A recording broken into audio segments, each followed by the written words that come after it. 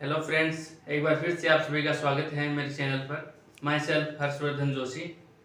पिछले वीडियो में हमने बात की थी ट्रांसफॉर्मेशन के बारे में, यानी रूपांतरण के बारे में, जिसे हम एक डीएनए एक जेनेटिक मटेरियल है।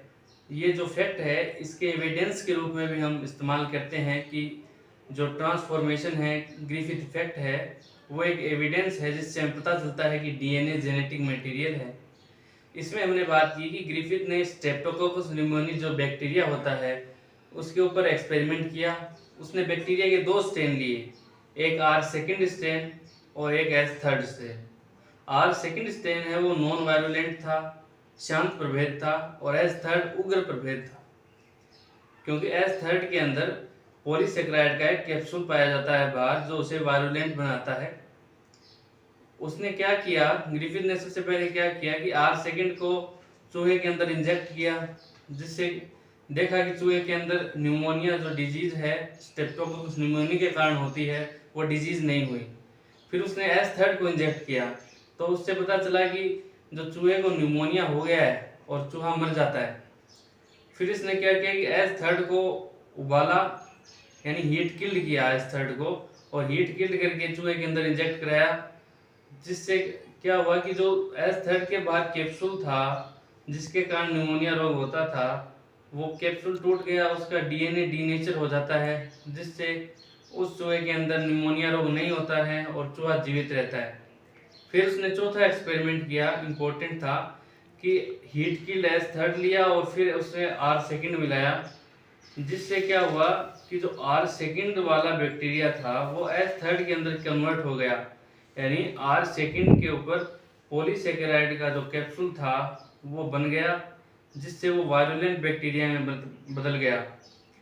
तो इसको हमने जो फैक्टर है इसके पीछे कि ट्रांसफॉर्मेशन होता किसके कारण है, उसमें हमने पता लगाया कि डीएनए के कारण होता है।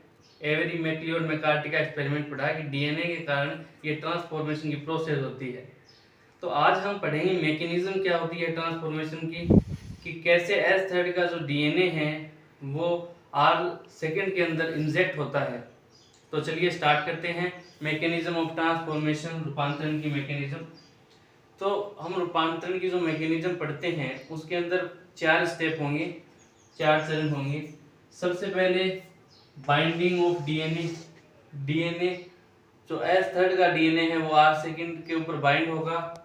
फिर penetration of DNA, third is synapsis of DNA, और fourth is integration of DNA. ये 4 स्टेप हैं। तो शुरू करते हैं।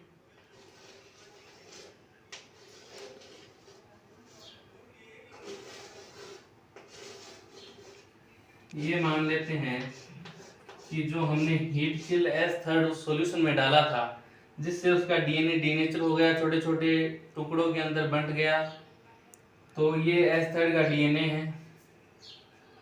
और आर सेकेंड का मैं यहाँ पर बनाता हूँ।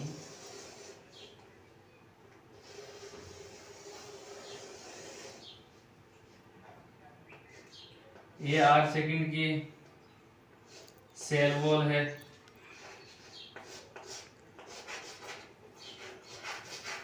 और ये प्लाज्मा मेम्ब्रेन है, कोशिका झिल्ली है, और इसके बीच में सेल वॉल और कोशिका झिल्ली के बीच में एक पेरीप्लाज्मिक स्पेस पाया जाता है।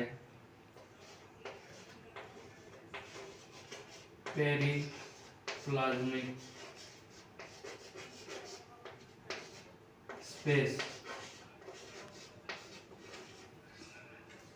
अब इस डीएनए को इसके ऊपर बाइंड होना है, तो डीएनए के कई सारे फ्रेगमेंट होते हैं, पर डीएनए को इसके अंदर बाइंडिंग होने पर और पेनिट्रेशन के लिए, यानी कुल मिला के आर सेकेंड के अंदर एंटर करने के लिए कुछ जो हम कहें मापदंड होते हैं उसके ऊपर खरा उतरना होता है। एस थर्ड के जो फ्रेगमेंट हैं उनको एक सीक्वेंस होती है, ए, ये नाइट्रोजन बेस की सीक्वेंस है, 5 एंड से 3 एंड की ओर एडेनिन एडेनिन,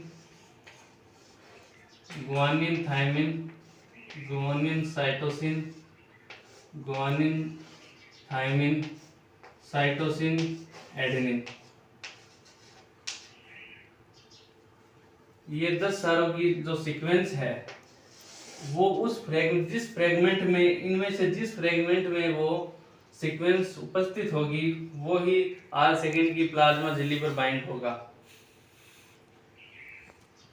और इनका जो वेट है वो होना चाहिए 30 लाख डाल्टन से 80 लाख डाल्टन के बीच।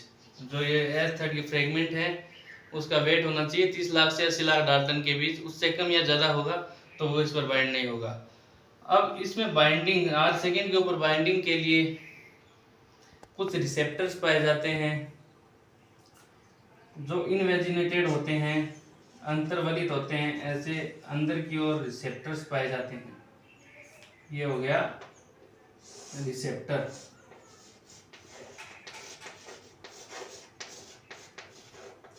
तो जिस डीएनए में ये सीक्वेंस उपस्थित है और द्रव्यमान उसका 30 लाख से 90 लाख डाल्टन या 80 लाख डाल्टन के बीच है, वो डीएनए यहाँ पर बाइंड होता है।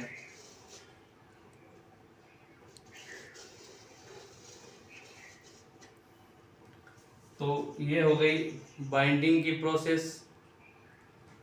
इसके बाद होता है पेनिट्रेशन। डीएनए का पेनिट्रेशन होता है, डीएनए अंदर पेनिट्रेट होता है।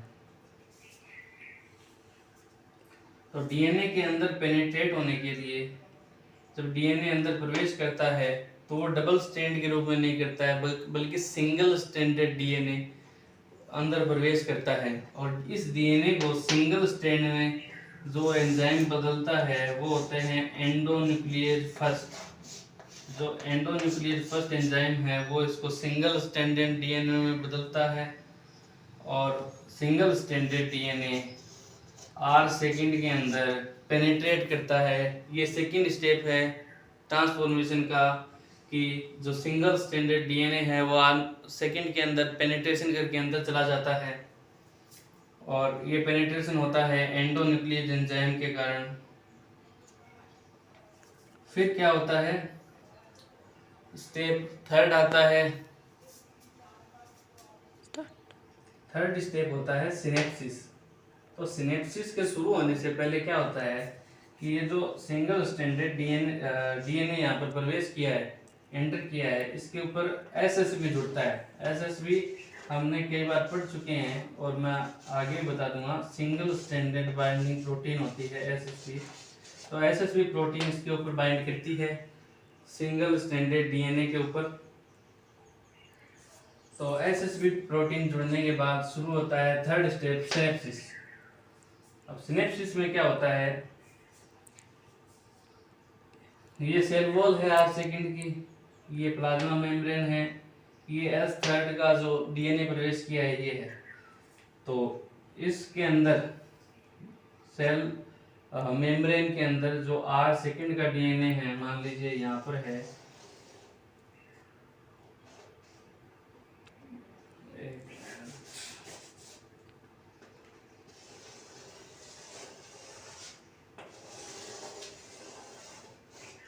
ये मान लीजिए आर सेकेंड का डीएनए है। तो सिनेप्सिस में क्या होगा कि जैसे ये डीएनए इसके एंटर होगा, जो आर सेकेंड का ये डीएनए है इसके अंदर एक लूप का निर्माण होता है।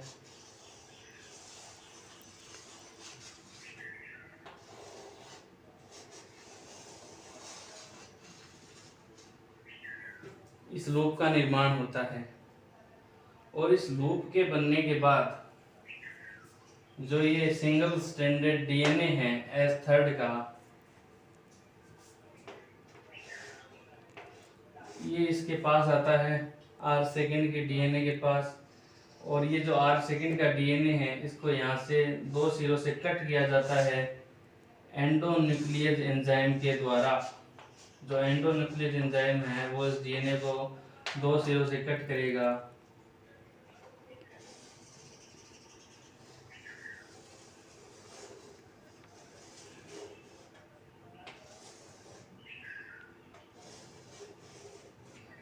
तो यहाँ से एंडोन्यूक्लियस ने कट कर दिया है। ये R सेकंड का DNA है और S थर्ड का जो DNA है वो इसके पास यहाँ पर आ जाता है।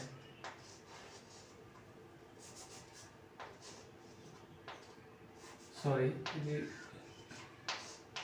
ये S थर्ड का DNA है। तो ये जो प्रोसेस है, इसके एक लूप बनने के बाद इसके एंडोन्यूक्लियस एंजाइम के द्वारा कट होने से ये S थर्ड यहाँ पर जो प्रवेश करता है, ये प्रोसेस है, ये कहलाती है सिनेप्सिस ऑफ DNA। अब इसके बाद क्या होगा, इंटीग्रेशन होगा DNA का। इंटीग्रेशन में क्या होगा कि ये जो S थर्ड का DNA है, इसे जो लाइगेज एंजाइम है,